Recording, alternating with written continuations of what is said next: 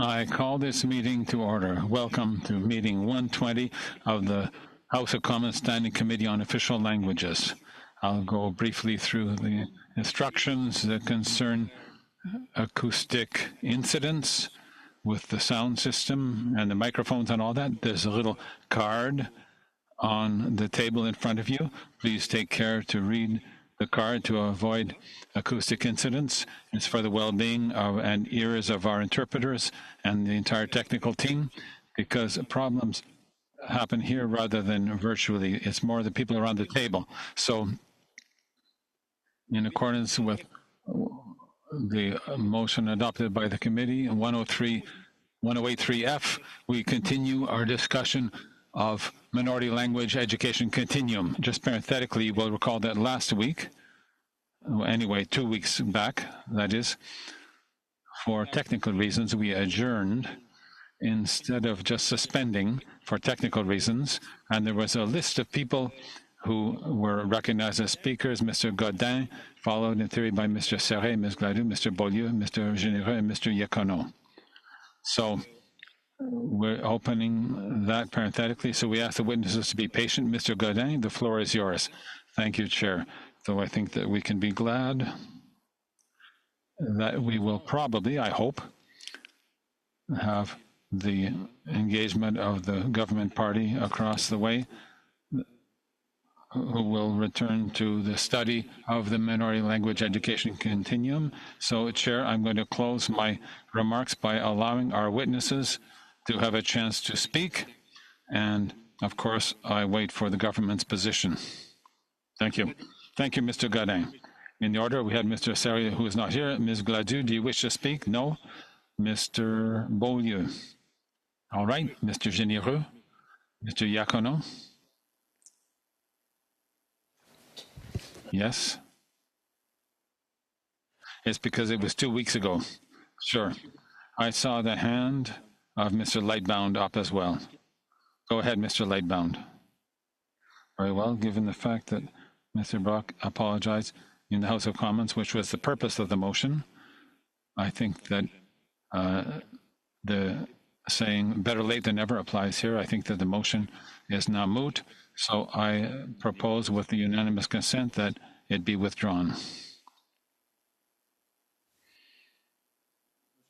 Merci, merci, monsieur. Thank you.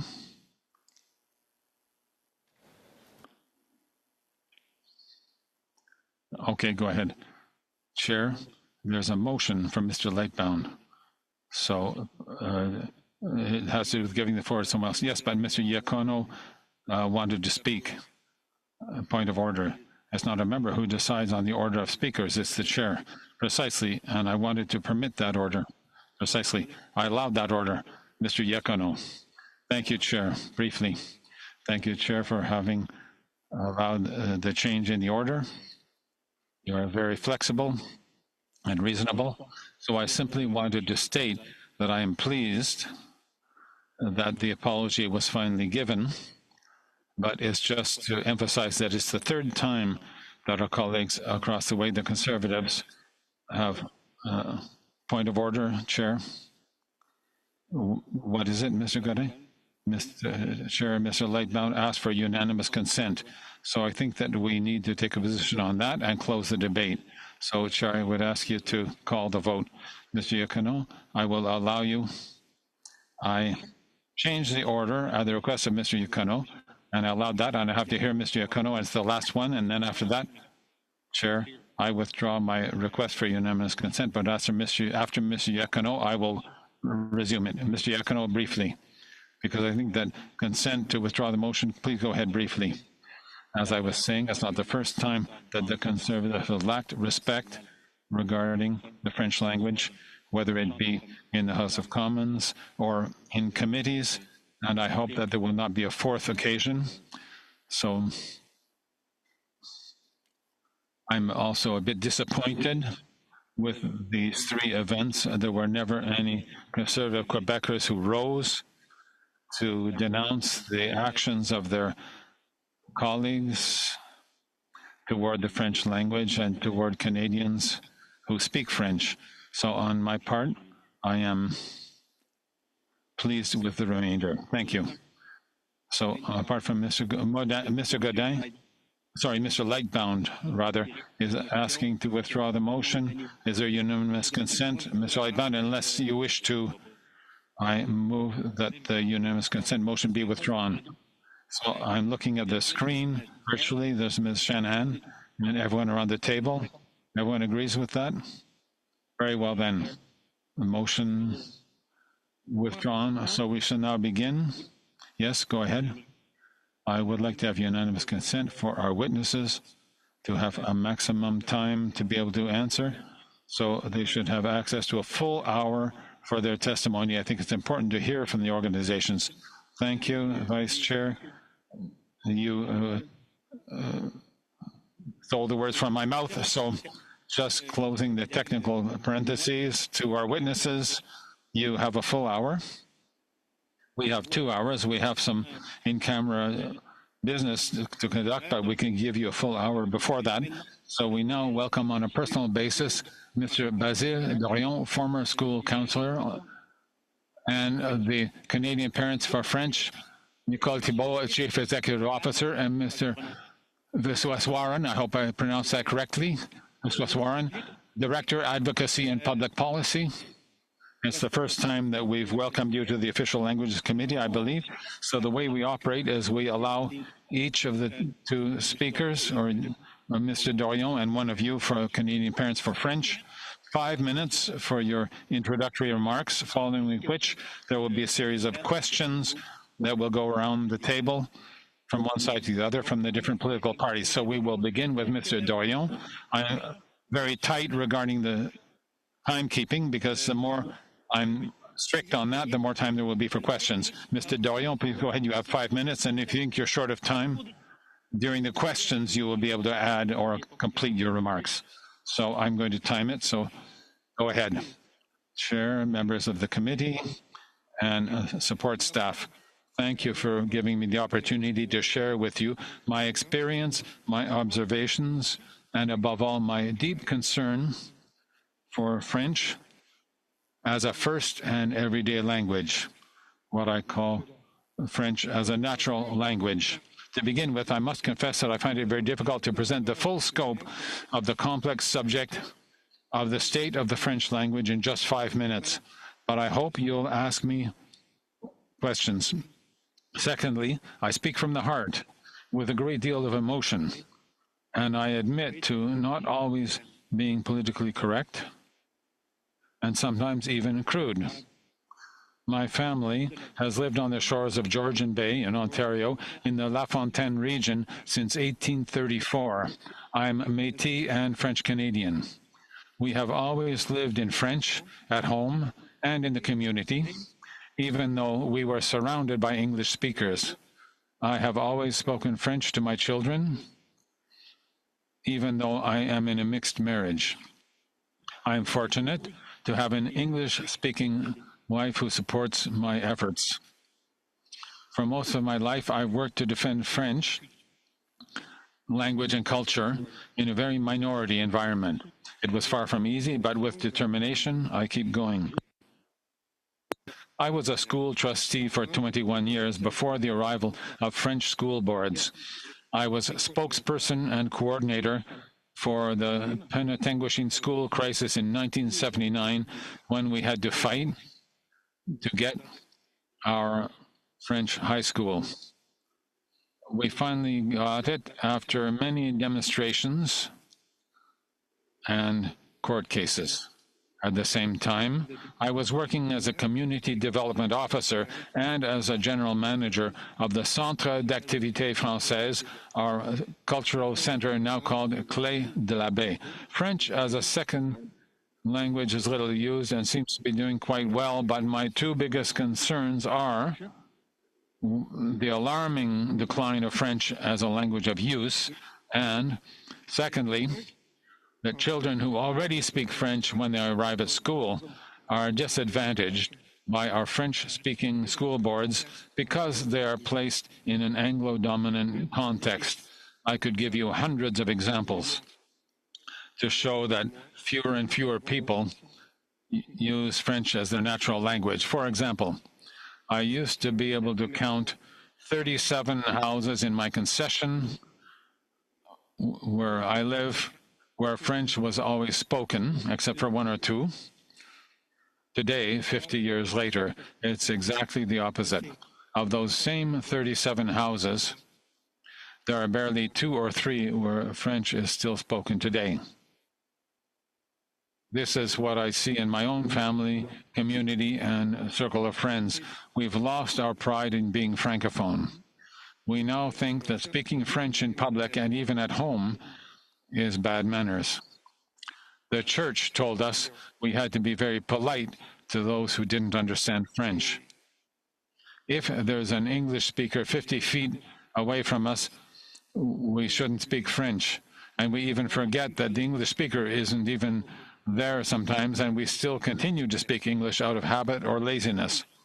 French in a minority setting has become, or is quickly becoming, a second language instead of a natural language. Our Francophone school boards have a major role to play and an important responsibility in conjunction with the home to preserve French as the main language of use. However, in my opinion, school boards, Francophone school boards, are too concerned with getting the numbers, i.e. the grants. It pays much more to have Anglo-dominant students in our French schools than to have Franco-dominant students. There was a time when we talked about school children. Then we became more sophisticated and we called them pupils. Today, the school boards consider them as school rolls. That doesn't sound very human. It sounds more like something that represents dollar signs. I'd even go so far as to say that our French language school boards are too pissed to take proactive measures because they're afraid of offending and losing the Anglo-dominant clientele. Thank you, Mr. Dorion. You'll be able to complete your remarks during the question period. That's already 5 minutes. I don't know if Ms. Thibault or Ms. Thank you, Mr. Chair. Ms. Warren will want to. I'll take it. I am the CEO of Canadian Parents for French, the national network, and I will be sharing my time with Aditya to complete the thought. Founded in 1977, Canadian Parents for French has long been dedicated to supporting bilingualism in Canada, recognizing the importance of building allies to support la francophonie. Our mission is to promote French language learning through programs, resources, advocacy for Anglophones and Allophones across the country. We're represented by branches and offices nationwide, advocating for equitable access to French second language programs, and this includes French immersion. Through initiatives like Concours d'art oratoire, le concours, le tutorat virtuel, our virtual career fair, CPF has addressed community needs for over 50 years in every province and every territory. These programs help Canadian youth gain valuable language skills, benefiting both their personal and professional lives, enhancing the social and economic prosperity of our country. We recognize the importance of studying the full continuum of education over the lifespan of each Canadian. For early childhood, it's crucial for the cognitive, emotional, social, and language development. While early French language learning is supported in a Francophone school system or with exogamous families, it's not emphasized enough in early childhood programs for the majority of the population. We believe to normalize bilingualism in Canada, we must start early. CPF advocates for early English-speaking childcare providers to offer a bilingual program to ensure early exposure to parents so that they will enroll their children in French immersion kindergarten for the best learning experience. CPF created a successful French Footprints pilot, training English-speaking practitioners to integrate French into their everyday routines. This program has been highly successful, benefiting the practitioners and the families. But unfortunately, the funding has not yet been received to continue and pursue this innovative work.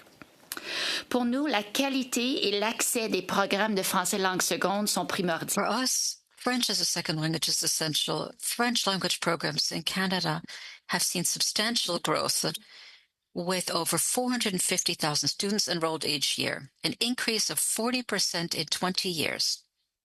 This increase reflects a growing interest in learning French, particularly among immigrant families who wish to offer their children opportunities in both official languages, that is, French and English.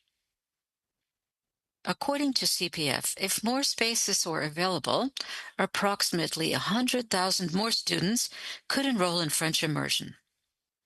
However, access to these programs is restricted by geographic, capacity, and resource barriers in school boards. These are in Anglophone school boards. Often, people are turned away. Only 15% of young Canadians are enrolled in French immersion. That is, 85% of students don't have this opportunity, which is worrisome in 2024 in an official bilingual country. The federal government must review, of course, the funding for the official languages and education program. Especially, we need to support investment in minority language education to guarantee accessible and equitable second language education across the country. We note that major English language school boards such as Toronto, Ottawa, Calgary, Vancouver will not be appearing before this committee. But despite these challenges, we hope that you will consider, for example, the Peel District School Board that has refused nearly 7,000 enrollments over the past 10 years. Chair, this exclusion is not just a statistics. Every year, 700 talented young people in the Greater Toronto area are denied the opportunity to become Supreme Court Justice, Governors General, or opinion leaders in Canadian society. By denying them the opportunities, we limit their individual potential. As graduate of the immersion program myself, I firmly believe in its value. It is thanks to this gift that I've been able to access other rewarding opportunities, which would not have been possible without access to both official languages. In fact, limiting access to opportunities to become bilingual is also creating barriers to integration in all spheres of Canadian society. This makes our institutions unrepresentative of the diversity of the Canadian population and feeds the discourse of the two solitudes. Now, we'll allow you to ask us questions so that we may continue. Thank you very much. Thank you, Mr. Dorion, Ms. Thibault, and Mr. Visverian. So how this works is during the first round of questions, each political parties can ask you questions. It will be a kind of interactive Q&A sessions. You'll have 6 minutes each. We always begin with the Conservatives, Mr. Godal, who is the first vice chair, and I invite him to break the ice, if you will. Thank you, Chair. Thank you to our witnesses for being with us today. To have these in-person meetings is something that we greatly appreciated, specifically given where we've been. So my question, first of all, is for Mr. Dorion for French, and you've indicated that there's a great deal of demand by young people, by people who want to study in French. That is from Mr. Visverian, rather. You have people who are interested. There's demand. Now, can you give us a very quick snapshot, since we have little time, to enable us to understand the difference between immersion, which appears to be addressed to Anglophones, and training given to Francophones who are entitled. Could you please explain? Because this is the minority language education continuum, and we have a request put to one of our colleagues to work on a study on future immersion. So I'd like you to speak to that first. So it's important to understand that these are two completely different pathways. First of all, we have French language school boards who are there for Francophones. So there's a path one follows. And these people have to already have a certain level of French from the outset. And that is what Mr. Dorion was saying. That's where he was expressing concerns about the quality of the services offered. When you have people who are then added to the system who may not have the same level of French. So I'm going to speak to my own field, that is the immersion. So the English-speaking school boards, Toronto, Ottawa, Carleton District school boards, offer an Anglophone programs. That's one path. That is basic French. So that's 30, 40 minutes a day of French. And then there's another possibility that is French immersion. That is from at the beginning, as of kindergarten, it's 50-50, English-French. Year one, 80% of the day is in French, 20% is taught in English. And it rises with the years, fourth, fifth years, that's 50-50. Once you're in high school, then you might have 25% of the courses in French. But since they began very early on in French, they have already passed that threshold. So there's communication. They're able to speak, to communicate in French. And with all of the different material, they learn the language. Thank you. Thank you for that clarification. So what happens after high school? After high school, people arrive in the same places, and I'll turn it over to my colleague. Well, I was in French immersion, and once I reached year second, I had a choice. Do I want to continue speaking in French, or do I want to pursue my studies in English? So I was at the Saint Jean campus, and in Alberta, is that about 55% of those students there are from a French language community. Many do learn French as a second language, and they want to continue their studies in French. So what I'm told is that the problem of high school is that the programs are not complete in French. Is that true? Yes. Well, there's less choice, and you might have to move to another province to find that program in French. I have another question. The English language school boards, are they competing when it comes to immersion with the French language school boards? These are two different worlds. Is there a competition between those two institutions? My answer would be no. I must say that in small communities that might be possible. So let me explain. So consider a family will make a decision. You are in French language schools, if there's one, but if there is no neighborhood French language schools, I might decide to go to the local school, and that would be the immersion program in the English language school board. So we're trying to explain that these are two different pathways. We have Canadian Parents for French. We're not Canadian Parents for French immersion. So we always say that when we give advice to parents, we tell them, look, you're looking for the best quality of French as possible. If you have the right to have this, you go to the French language program. If not, you will be able to be admitted to the best French language program available. That could be immersion. So that's the issue. And it might be in a small community where you have rights holders who don't have the opportunity to use their French and don't have the natural French, as I believe my colleague indicated. And that is where there's a challenge of Francisation, of teaching French. So thank you, Ms. Thibault. As Mr. Baba indicated in his presentation, unfortunately, the students, he said, unfortunately left behind, and it's terrible for them, he said. But let me ask you to speak to something else. What about teaching? Is there a labor shortage? Do you not have enough staff to teach French? I'm not a teacher.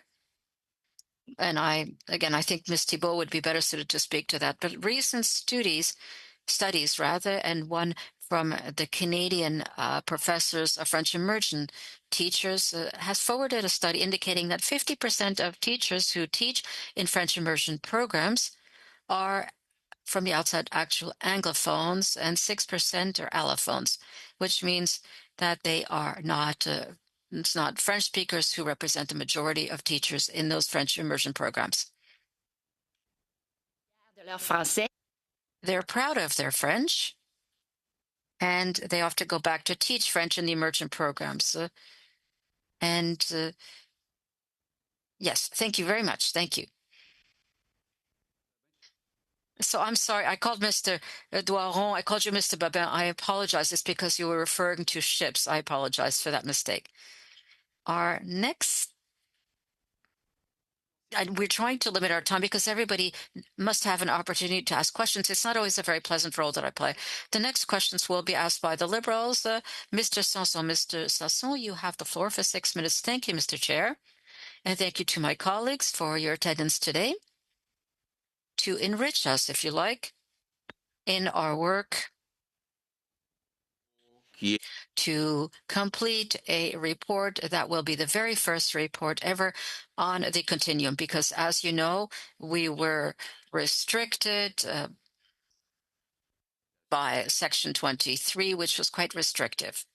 I would like to begin with my colleague, Ms. Thibault. We have been colleagues for a long time. We have worked on collaborative efforts together. In fact, that was quite a ways back in my career when I was in education. We were working on basic French programs and immersion because at the time there was no French language school. There was no French language school available at that time. So very quickly now, because time is flying, and I know that my colleagues are going to try to steal a few seconds from me, but how long have you been CEO of this organization, Canadian Parents for French? I've been there 10 years, has been there since 10 years. And before that, I was with the Canadian Association for Second Language Teachers. Very quickly, because afterwards there will be many questions. So I do need to also get to Mr. Dorion. I have to say officially that both of you have supported French language schools and you have supported French language education. I've always seen that you were very present there with your association, and that is very important. I also understand, and I think I heard you indicate that the Peel School Board was unable to provide spots for 10,000 students, and I think that's the magic numbers. The fact is that they cannot deliver services to so many students who are asking to be in immersion classes. Well, it's the case across the country. In Halifax, it's not exactly the case. For example, there's a great deal of immigration in Halifax, so they will be opening 2 new schools. So CPF is there to ensure that those 2 programs will be able to open the immigration programs. But you'll see that it's easier not to offer it. Yes, and unfortunately, I have little time. I have 2 questions, and I'll bring them together because I don't want to spend too much time on this. There's some myths, and I'd like you to correct those if we could today. First of all, that you steal the teachers, French language teachers, and why it is you chose to appear before the committee today. And I think it's important for us to ensure that we can perhaps, so that we can move ahead with a study on this issue. You have 30 seconds. The immersion programs is as a complement. We're currently creating allies for the Francophonie. It's very important for us that you conduct a study, but also to understand the issue of inclusion, and so that we can push this further to see how the majority group that is bilingual can support Francophonie across the country. And we are not in competition. Teachers are trained in 2 different pathways, young people as well. It is very clear that their audience is different. We need to comply with admission criteria.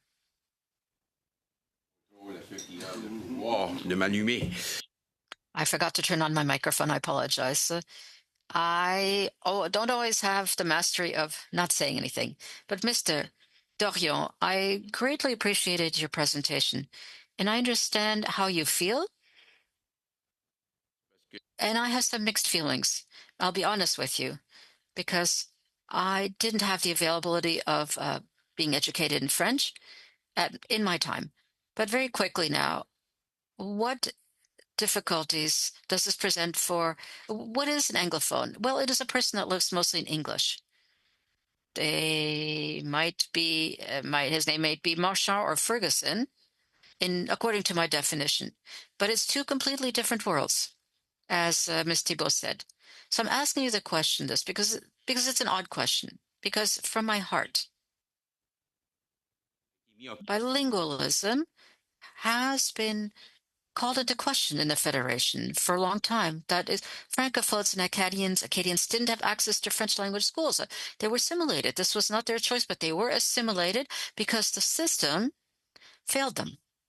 And today, when these people look me in the eyes and they say, look, I was unable to use French in my area. Now, can't anybody come and help me to regain my original language? And when these people are defined, even if you're Ferguson, as an Anglophone, because we have to say that an Acadian who's been assimilated, he is not an Anglophone. He's been assimilated. He has that blood in his veins. He's an Acadian.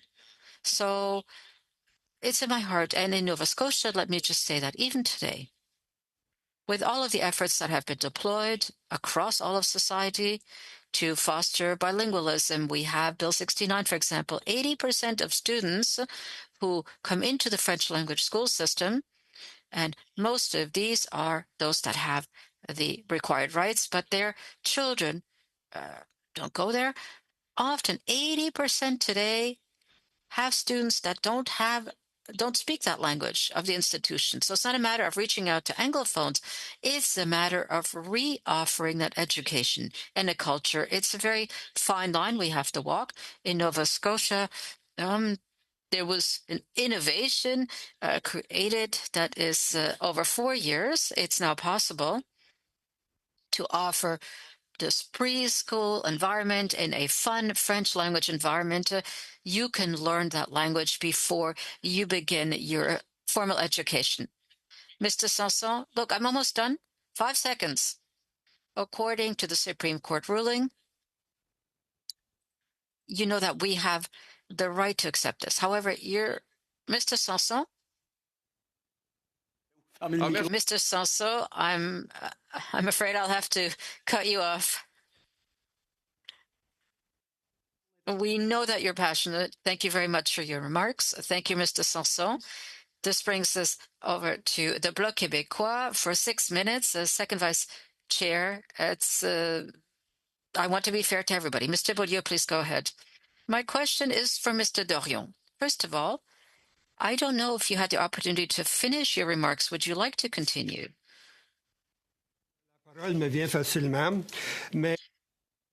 Well, I think what is important is that our French language schools, in fact, have 3 different type of students. You have francophones who come in who already speak French. Often, it's a very small minority in the school, and they are lost in an Anglophone world. The second type of students, exactly what was mentioned, that's my family and my neighbors, my cousins, my brother either as well. These are francophones who have lost their language for a number of different reasons. Some of them, it's not their fault. Some of them, yes, because they don't care. And the third type of people is that our school boards have admitted hundreds and hundreds of people who don't have the required rights by giving them the rights. That is, when an Anglophone becomes a person who has the rights in school, the entire family automatically also has that right. And that applies to the following generation. So it multiplies at each generation. So you accept 2, the next generation it's 4, then you have 8, and so on and so forth. So it's very important to have a group of person available. And what I'm concerned with is a young student coming to school who already speaks French, who is put at a disadvantage by the system. And our French language school boards are taking proactive measures. They must take these measures, and they're ready to work with the parents. We really do everything possible to beg the Anglo-dominant parents to comply. We have no choice. Well, Section 23 shows that if the number justifies it, we can do it. We can move forward, but we don't know what the number is. Rather than establishing a criterion that allows schools to allow French language students to be part of the student body, well, it does compel them to go further. Well, they need to grant them on a federal, provincial level. First of all, the ability to maintain in place the francophones already there, rather than completely neglecting them. But the criteria is always based on numbers. And numbers have never played in the favor of the minority language school boards. So to have a school, you fill them with Anglophones or you assimilate them, and perhaps they have the rights, and I don't have an issue with that at all. But the issue is that it's all based on numbers and not on needs. And the need is the one that should be the priority, not the numbers, because then the school board is compelled to prostitute itself to produce the necessary numbers to obtain the funding.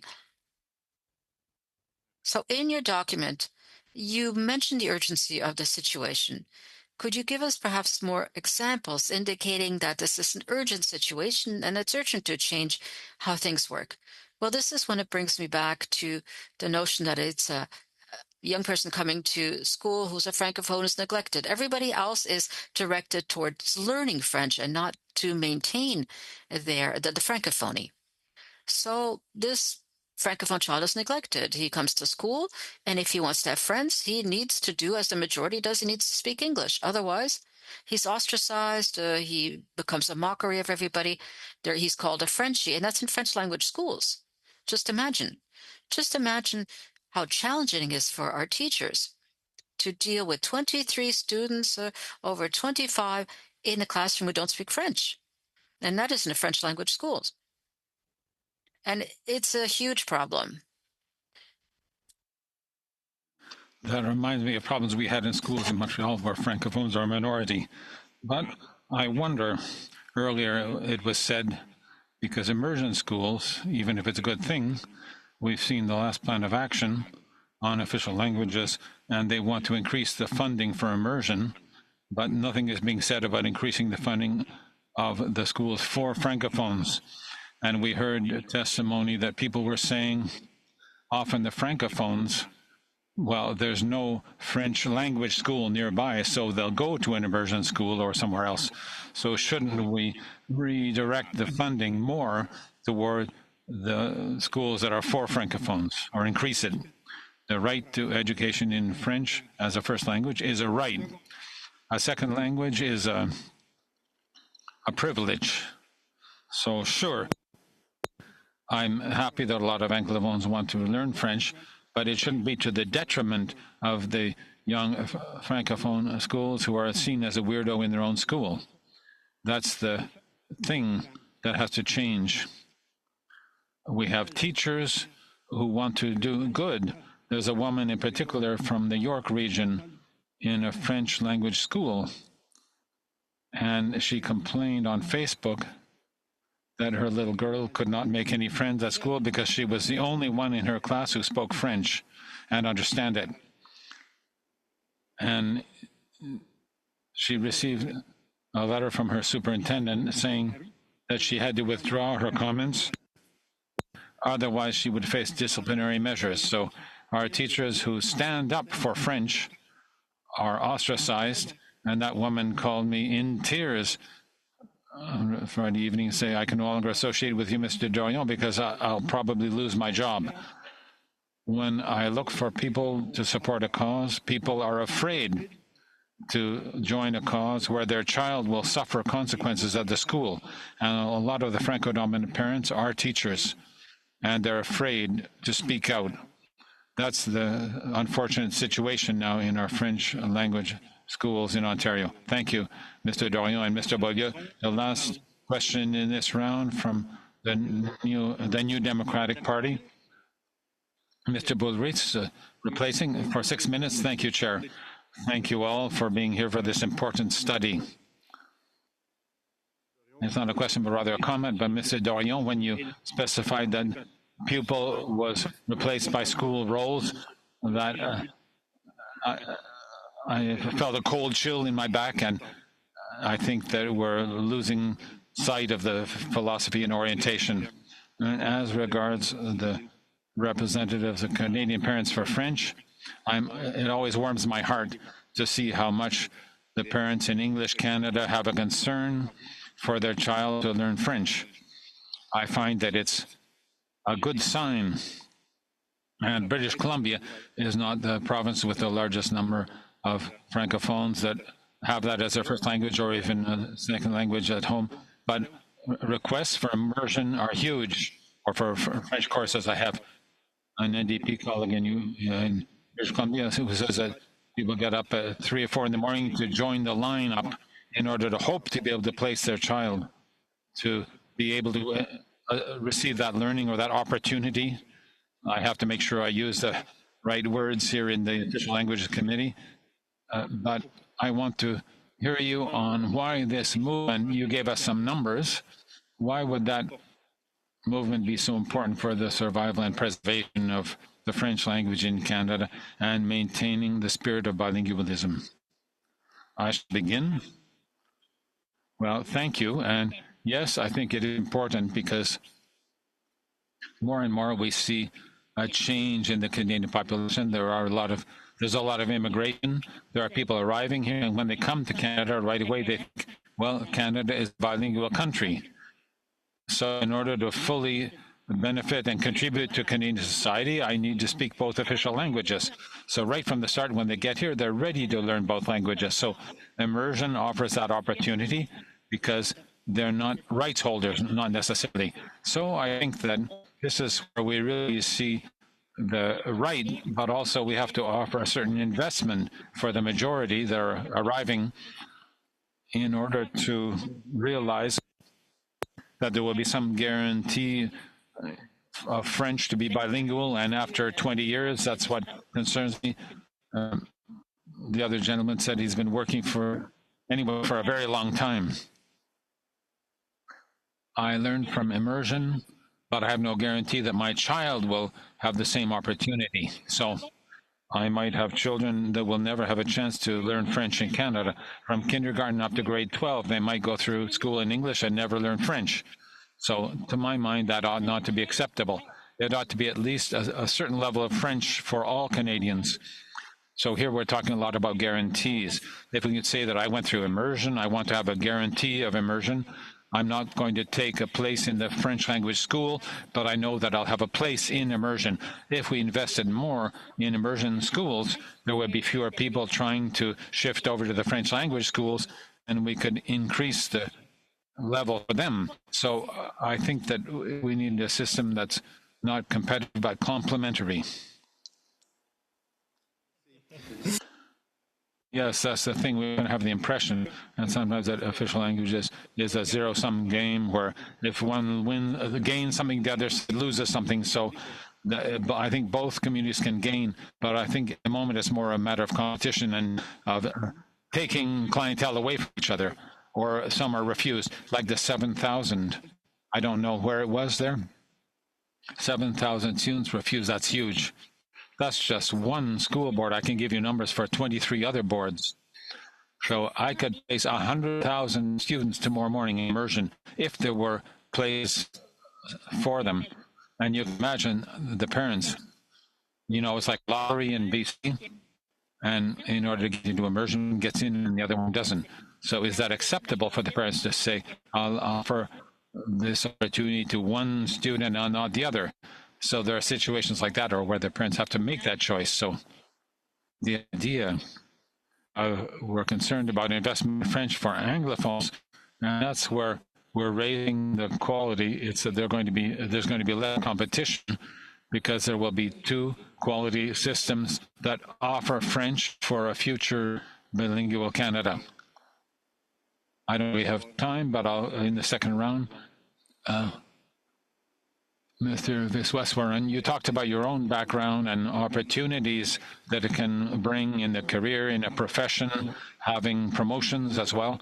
I would like to hear you, not just yourself, but can it give to Canada as an opportunity for economic development, particularly with Africa, which is now the continent with the largest number of Francophones on the planet? How do you see that, this additional tool? So we've just done a study on economic development of communities in minority situations that they've done recently, if I'm not mistaken. A lot is said about a shortage of bilingual workers, 7,000 in the Greater Toronto region who were refused access to a French language, a second language education. That's 7,000 people who could continue working and contributing in French, in the French community, in French services, and they become French teachers. 7,000 people over 10 years that have been refused the opportunity to promote and contribute the French community, French-speaking community, culturally, linguistically as well. There's that too, but a lot of opportunities lost there. So in the French-speaking community, Canada, it's a loss to the community. Thank you, Mr. Boulris. 6 minutes and 15 seconds, roughly. We'll move to the next round of questions, 5 minutes each this time, starting with the Conservatives and the Liberals. We'll begin with Franco-Albertan by birth. you have the floor for 5 minutes, sir. Thank you. I'm Franco Albertin, living in BC. And thank you for your kind words. I have 2 daughters and a son as well, but I'm going to talk about my daughter. One of them registered in immersion, and it went well. She's continuing in French at the secondary level. But the other one was, there were 42 students entering immersion who learning French, but we have the right, we, my family, myself, we're entitled to send our children to the French language school board, but it was, well, I didn't consider that much because it was, well, to go there in comparison to going to, well, 3 minutes, it was longer to the immersion program. What do you think when there are families such as ours? We ought to have the right to send our children to immersion. Well, clearly, your first choice would be the Francophone school, if it was within a reasonable distance. But parents have to make choices for a number of reasons. It can be an exogamous family, one who is rights holder and the other isn't. It's 50% of decision-making power. So ought we to have a guarantee? In my opinion, I believe that all Canadians ought to have a guarantee to have access to immersion. That's the purpose of Canadian Parents for French. It's the best possible quality of program. Is it easy to set up a guarantee? It might not be easy to do from a legal viewpoint. I think it's a challenge that we're giving you for a future modernization of the Official Languages Act. And also, and when we want to review that in the near future, it seems to me that there's also immigration. So when new arrivals come to Canada, couldn't we give them a guarantee that they'll have access to immersion too? So I think that yes, from our viewpoint, we hope that that will be set up in the coming years. And Mr. Dorion, thank you very much for having shared with us your thoughts. I'm also a Métis, and I can see, and my mother is French Canadian, but the challenge that you talk about with children who want to learn French in schools or French school boards, I agree with that, and it's a challenge, but perhaps you could talk about the other challenge, which is that there's a decrease in the number of children, and if we keep it to those who speak French when they arrive at school, we won't have as many schools. And the second thing is that we won't be able to provide programs to attract all the children. Otherwise, well, that's the challenge. Do you agree with that? I find that competition does not come from immersion to the French language school boards. It's the reverse. It's the French language school boards that compete against the immersion programs because they want to get the dollars. So when we talk about a shortage of teachers, I would say no. The French language schools instead have rather a surplus of students who perhaps ought to be in immersion. I'm 100% in favor of immersion, but these are two separate worlds. One is people who are part of a people with a culture, it's inside them, and the others are, it's an advantage. Thank you, Mr. Dorion. I only have a few seconds left, and I want to get on to some more questions. Ms. Thibault, I don't have my glasses on Zoom. The key differences between those who teach French as a second language and immersion. Can you talk to us a bit about that and also the shortage of teachers in 10 seconds? Well, in intensive French, you teach the French language, but there's very little time to talk about culture, to live in French, to have authentic experiences in French, whereas in immersion, because we have the percentage of time in French during the day, you learn French by doing mathematics or you do science in French, so you live your French, and we're ready to communicate in real life. Thank you very much. You're making it difficult. Ms. Koutrakis for the Liberals for a stretched 5 minutes. Thank you, Chair, and welcome to our witnesses. I'm pleased that you are with us today. I'm going to ask my question to Mr. Visweswaran. You have an interesting background. I don't want to reveal too much. Could you talk to us about what the French language means to you? French immersion I often say, and French has truly been the fil conducteur that has kind of a common thread. Indian immigrants born in the U.S. and started French immersion in Manitoba, in Winnipeg, and I did it all the way through and completed French immersion in high school in Alberta, in Edmonton, to show that French immersion works on the western part of the country too. And then I pursued my post-secondary studies at Campus Saint-Jean in political science and history. So that's completely French degree, where I did almost 100% of my studies in French. Obviously, there are issues to access to post-secondary in French that this committee is studying, and I'm glad to hear that, and hoping that we can solve those issues as well so that folks can do 100% of their post-secondary in French. Opportunities that have come out of French have been so many. Most recently, I just completed the parliamentary internship program here at the House of Commons last year, where I got to work with a member of the government and the opposition, a program that's bilingual, and I wouldn't have gotten to do that. Move to Ottawa, work in French, and have so many opportunities like that that have been truly, truly enriching. I'm truly happy to hear you say what you said. You know, my story, my journey, if you will, is a little bit different than yours because I am a child of Greek immigrants. My parents immigrated from Greece in 1957, and I was born in Montreal, where I continue to live, where my children were born. When it was my turn to go to elementary school, my mom, being a forward thinker, I believe, wanted to register me in French schools, but I did not have the right. Because I was not French Canadian in my province, and because I was not Catholic at the time, the rules were very different, and I had to study in English.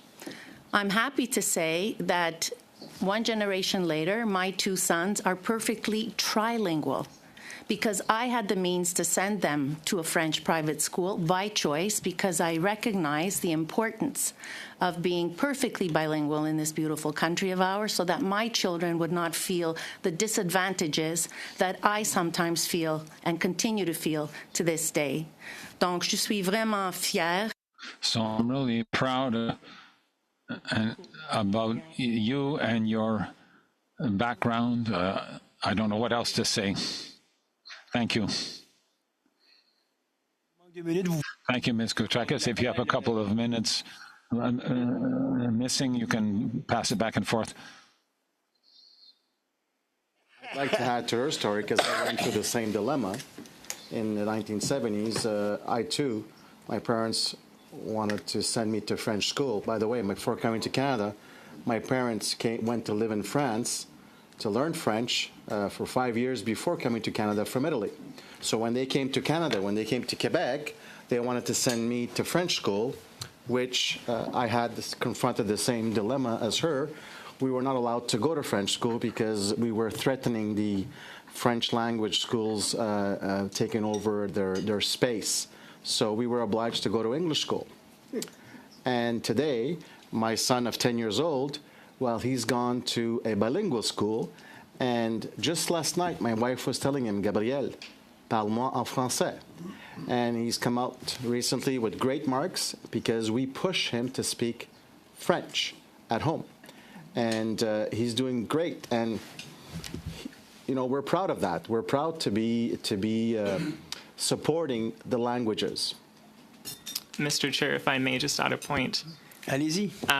I think that goes to show that immigrants and newcomers who come to Canada value bilingualism and truly want their kids to succeed in both official languages, and all of our stories show that. And, just to point to statistics as well, Statistics Canada shows that about half of the students in French immersion programs across Canada are of immigrant origin. So it's not just folks who were born and raised here, but it's also people who come to Canada and want all of the opportunities that this country can provide. Merci, Monsieur Beaulieu. À vous la... Thank you, Mr. Beaulieu. You have the floor for 2.5 minutes. Please go ahead. I'd like to come back quickly to what Mr. Takakis and Mr. Iacono said. That is, you were refused studying French, and where exactly? Which school? I saw a study on it. Apparently, this is a myth that has been about. But my question is for Mr. Dorion. In your study, you said that funds should be invested immediately, that the cultural and linguistic field has lost a great deal of ground already in these last 2 generations. It's true, investing in those who are already francophones.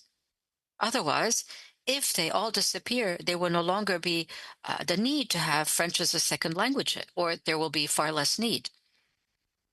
The problem is that our school boards and organizations believe that all those rights holders are French dominant. That is not all true. If you want French language services, you work in the language that you're most comfortable in it. If you're more comfortable in English, you can ask for services in English. So we are not focusing on that one francophone who's already one. I don't have an issue with all of the other investments, but we need to invest in those who are still francophones, because we're disappearing like flies.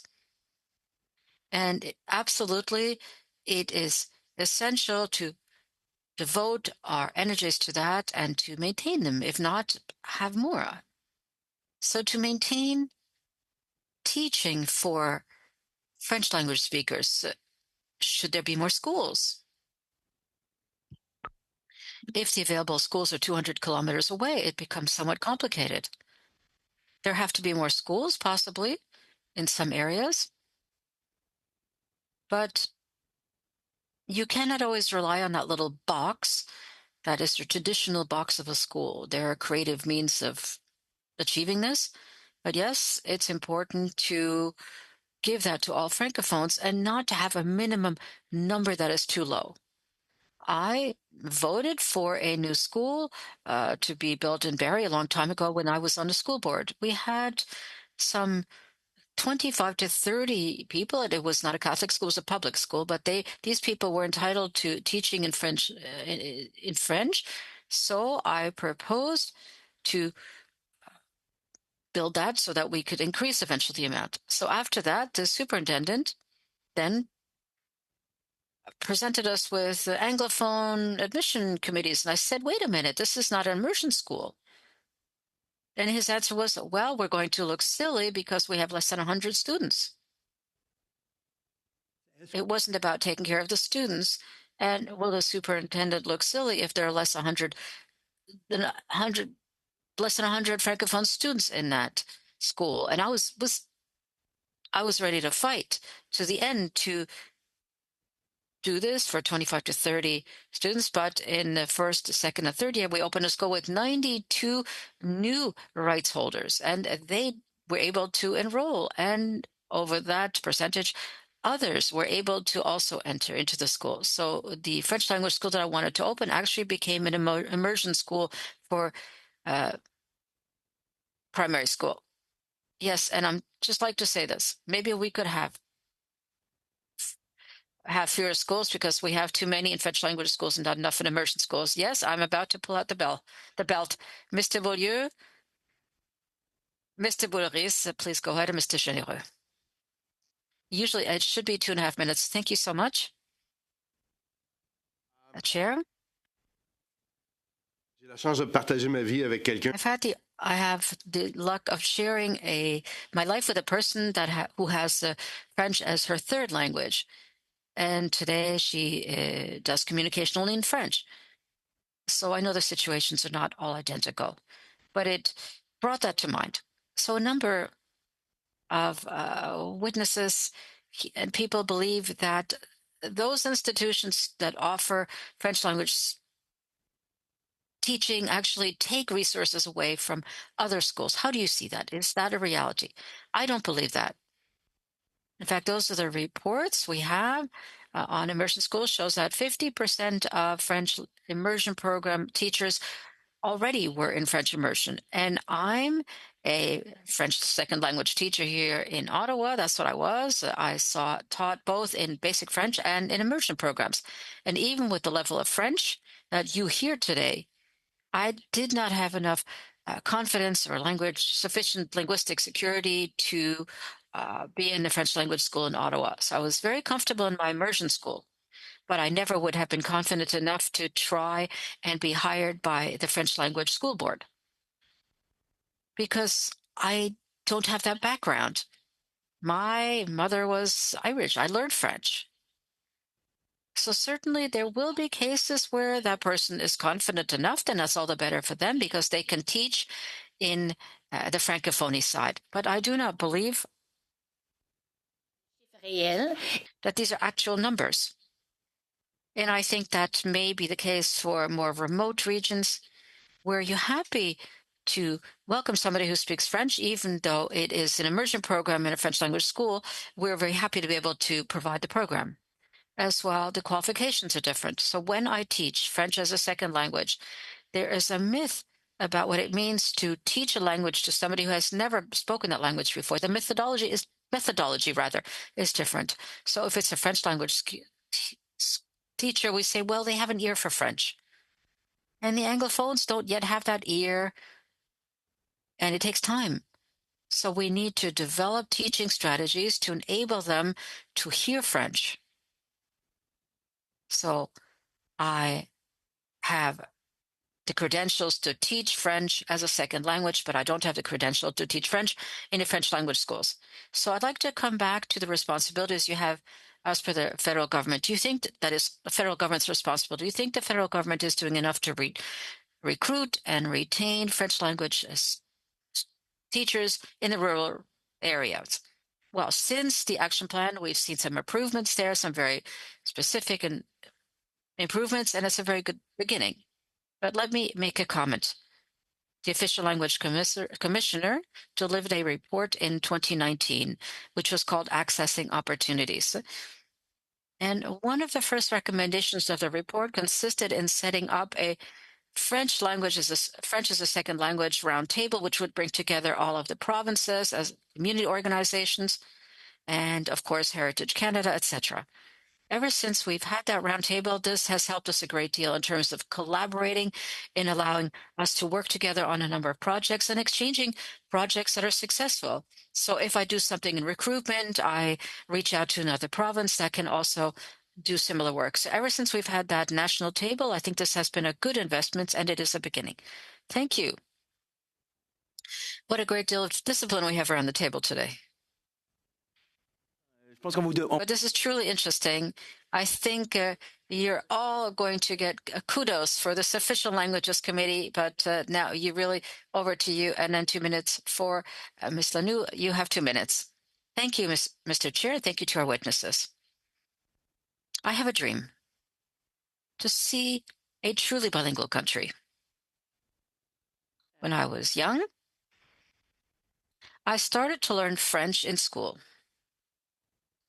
in year 2. And everybody had to speak both languages. And now we have abandoned this wonderful idea. So I think we need to return to that. I only have 2 minutes. So my question is this: what should the government do in order to improve the situation? Mr. Dorion. Oh boy, that's a major question. Well, we need to see investment in those Francophones who already speak French, and we need to invest in immersion as well. Honestly, I couldn't quite tell you well, stop investing in immersion because that is necessary. It's been 76 years now that I've been dreaming about a truly bilingual country, and I do hope to see that before I die. I have not yet seen it to this day. What I see is two communities, and especially the Anglophone community dominates. Ils connaissent pas la réalité. Is that they're not familiar with reality, what it means to have a language and a culture in your gut. It is important to maintain them. And there should be investment in it. So what I would do for French language schools, and what I like the most is those animators in the French language schools. And we, with the English language school board, we were able to assign a person in each school. Who cut this back? That was the French language school boards who cut back on this program. Merci, M. Dorion. Thank you, Mr. Dorion. 2 minutes for the Liberals, but since Mr. Lightbound is making some signs, Mr. Salson, I do have the floor. Mr. Dorion, earlier, just for this to be officially on the record, because we have to submit a report, I'd like to come back to what you said. You talked about the domino effect of one right holder, which would go on to the next generation. But what about the first one? How does that person go to French language school, even if he has the right? So what is the actual legal mechanism which allows an Anglophone from an Anglophone school to do this? First of all, it's important to identify what Section 23's intent was. That is, when Mr. Chrétien presented it a long time ago. Was it to recognize who are already there and to recognize exceptions? Or was this to open up the gates? And unfortunately, our French language school boards have abused these provisions. And I'm sorry, I'm losing the thread of my thought a little bit. I think that you're explaining this, but is my interpretation correct? That is the school boards, that is the province, by delegation, which accepts Anglophones who do not have the rights to go to these schools and afterwards follow various generations that hold the rights. It's the school boards that are to blame. They're the ones accepting them without taking into account the effect that this will have on that one Francophone student. And they think much more about their careers than about the survival of French. Ms. Carrière? Well, just imagine a school board that's in a remote region. They will differently interpret this, and they might change the criteria. Let's say if a parent can then come and say, I speak French well, I'm going to have my child in French, and to provide access, they'll accept that. So it really depends on the different provinces, and it depends on the different school boards. But as part of your study, I think you need to focus on the different types of interpretation this gives rise to. So I'm trying to understand for the benefit of the committee. So I think you could have a broader definition of those rights holders so that you could boost the student numbers, and that's ambitious. I'll be generous, Mr. Sasso. We know you. I know that you will stick to your time. We all know what you're about to say. Well, I think it would be a good thing to take part in more debates because your question was very relevant. Well, my time is over now. If I may speak to this, I think it's important to enrich this definition because it's broader. As the Supreme Court said that school boards, they ruled on who are the rights holders, but it's up to us to do this. That is, two Anglophones from Nova Scotia never learn French, don't speak a word of French, and their parents then move to Quebec. They spend a semester in a French school in Quebec, and when they come back, they have the right to go to a French language school automatically. Yes, we know. It's in the act. They were educated, depending on how long that took place, in French, the grandparents as well. Mr. Dorion, at the beginning of your presentation, during the first 5 minutes, you specifically spoke about Anglophones who have absolutely no legal tie that should give them the rights. So how does this occur then that generations following have those rights? Well, they put an ad in the Toronto Star in English that is, come to our schools. And then they're invited, but no follow-up is done after that. And they give them the key words for all of the answers. All of the answers are next to you. It's very easy. So there are some exceptions. I have many Anglophone friends in my area that are very committed to this. One specifically went to Quebec on vacation with her children so that they could hear French. But that's a very small minority. The other ones only want to get in, and afterwards there's no longer any engagement. We entrust this to the schools, and even the school tells the parents, well, don't worry, we will take care of them. Well, right, they take care of them. So, Mr. Godin, just to be fair, well, Mr. Dorion, I don't find it negative that you're increasing the number of rights holders, because that means that these people will have access to learning in French, and that's a francophone gain. I understand that it's not a perfect environment. Nevertheless, when you increase the number of persons with those rights, I see that as a positive thing. Yes, it could be positive, but I could speak to you about my 4 daughters' friends, and they're all adults now. And many of the students they went to school with that were admitted no longer understand French.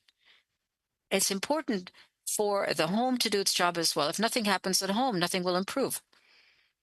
Inaudible? You have to take care of the francophones. Otherwise, there's no reason for them to be there. Dear witnesses, thank you very much for this debate and these very interesting questions. I think official languages is something that is very close to the hearts of all Canadians. Thank you for your patience, and this is your first time here. And if we could give you the right to come back, but our preferential card. So if you will, we're going to suspend for a few moments because we're moving to the...